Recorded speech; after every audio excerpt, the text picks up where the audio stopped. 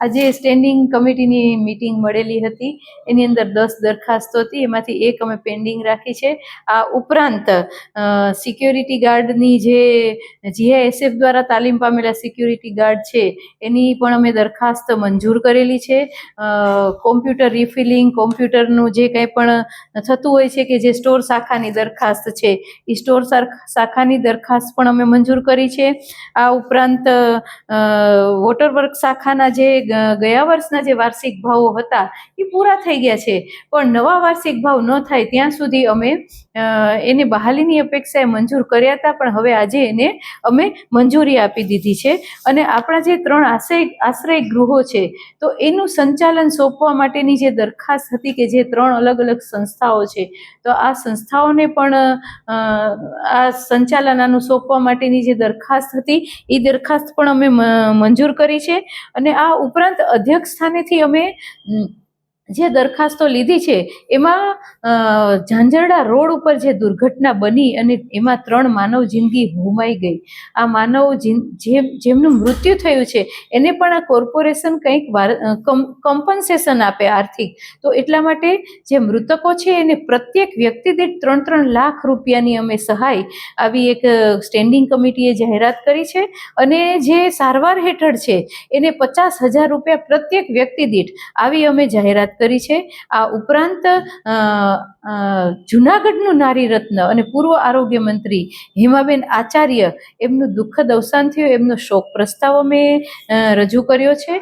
અને જયશ્રી ફાટકથી નર્મદેશ્વર સુધીનો માર્ગ જે છે એમને હેમાબેન સૂર્યકાંતભાઈ આચાર્ય આ નામ આપવામાં આવે, આ અમે સ્ટેન્ડિંગ કમિટીની અંદર મંજૂર કર્યો છે. આ ઉપરાંત પદ્મશ્રી દિવાળીબેન ભીલ કે જે જૂનાગઢનું ગૌરવ છે અને પદ્મશ્રી છે, તો પદ્મશ્રી દિવાળીબેન ભીલની કોઈ યાદગીરી જૂનાગઢમાં એની પણ યાદગીરી હોય, એનું પણ કોઈ મોન્યુમેન્ટ હોય, તો એના માટે એક મુંબઈની સંસ્થા છે એણે એની પ્રતિમા છે એ બનાવી આપેલ છે. તો આ પ્રતિમાને એસટી રોડ ઉપર સુપ્રીમ કોર્ટના આદેશ પ્રમાણે ને ધારાધોરણ પ્રમાણે આ મુકાય, તો એ પણ અમે જે દરખાસ્ત હતી એ અમે અધ્યક્ષ સ્થાનેથી લઈ અને મંજૂર કરી છે. આવા વિવિધ કામો છે એ અમે મંજૂર કર્યા છે. સ્ટેન્ડિંગ કમિટીની બેઠક હતી, આપણે જોઈએ કે સ્ટેન્ડિંગ ચેરમેન દ્વારા ખૂબ જ અગત્યનું સ્ટેન્ડિંગ કમિટી હોય છે, જેમાં લાખો કરોડો રૂપિયાના કામો મંજૂર થતા હોય જે લોકોની સુખાકારી માટે હોય છે. આપણે જોઈએ કે 1 પણ રૂપિયાનું કામ આ વખતે મંજૂર નથી થયેલું. અને આપણે બીજી બાજુ જોઈએ કે કાલે જ બાંધકામ સમિતિના જે ચેરમેન હતા એને તણાવ બાબતે જે ભ્રષ્ટાચાર ખુલ્લો પાડ્યો હતો, તો એ બાબતે કેમ કોઈ એક્શન લેવાના નહીં? કમિટીમાં કેમ કંઈ નક્કી ન થયું ભાઈ કોન્ટ્રાક્ટર કે એની ઉપર પગલાં લ્યો? તો એ બધું સ્ટેન્ડિંગમાં જે છે એ નિર્ણય થતા હોય છે, તો કેમ એ થયું નહીં? જે અગ્નિકાંડ થયો, તો અગ્નિકાંડ બાબતે પણ કેમ સ્ટેન્ડિંગ ચેરમેનને શાસક પક્ષ મૌન છે?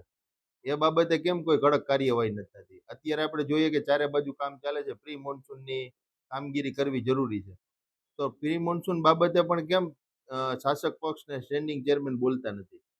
આવી આપણે જોઈએ કે લોકોની જે સુખાકારી છે, લોકોની જે પીડા છે, એમના માટે શાસક પક્ષ એને કામ કરવા જોઈએ. પરંતુ ક્યાંક ને ક્યાંક એવું લાગે છે કે આ લોકોને કોઈ પણ જાતની કોઈ માહિતી હોતી નથી, ક્યાંય સ્થળ ઉપર જતા નથી, અને કોઈ પાછળથી દબાણ કરી આ લોકોને કામ કરવામાં રોકતું હોય અથવા કઠપૂતરી રીતે કામ કરતા હોય એવું લાગી રહ્યું છે.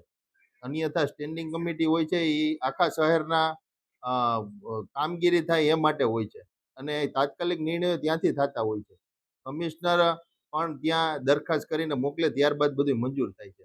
અને આપણે જોઈ 100 કરોડના ટેન્ડર હતા, તો એ બાબતે પણ કોઈ પ્રકાશ પાડવામાં નથી આવતો, કારણ કે એમાં એમના જ પદાધિકારીઓના ભાગ છે. કરોડો રૂપિયાનો આ ટેન્ડરમાં વહીવટ છે, એને હિસાબે આખો જે કૌભાંડ કરવાનું આખું ચાલી રહ્યું છે, પણ એ અમે કોઈ પણ કાળે એ જે ઊંચા ભાવો છે એ અમારી બનતી પ્રયત્ને એ મંજૂર થવા જ નહીં દે, કારણ કે એમાં મોટામાં મોટો ભ્રષ્ટાચાર છે.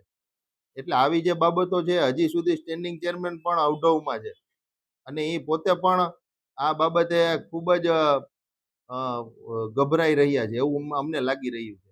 એટલે સ્ટેન્ડિંગમાં કોઈ યોગ્ય નિર્ણયો નથી થતા.